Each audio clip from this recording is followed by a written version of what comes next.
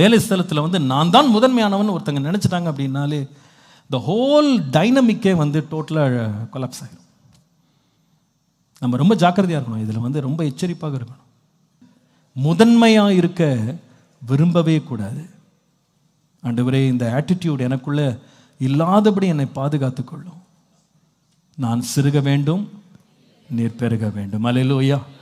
இயேசுவே சொன்னார் இந்த யோவான் ஸ்நானகனை பற்றி, ஸ்திரீகளில் பிறந்தவனில் யோவான் ஸ்நானகனை போல அவனை விட பெரியவன் ஒருவன் இல்லைன்னார். ஆனால் அந்த மனுஷனுடைய ஆட்டிடியூட் எப்படி இருந்துச்சுன்னா, நான் சிறுக வேண்டும், அவர் பெருக வேண்டும். அதை போல் ஒரு ஆட்டிடியூட் நமக்கு தேவை.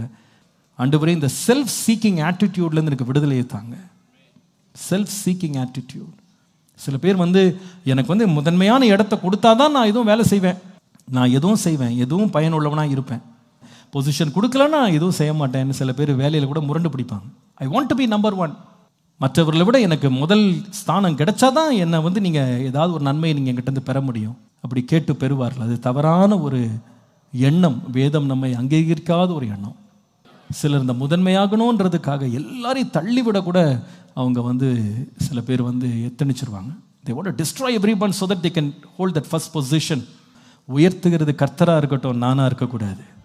கர்த்தரே என்னை உயர்த்தட்டும். ஆமேன்.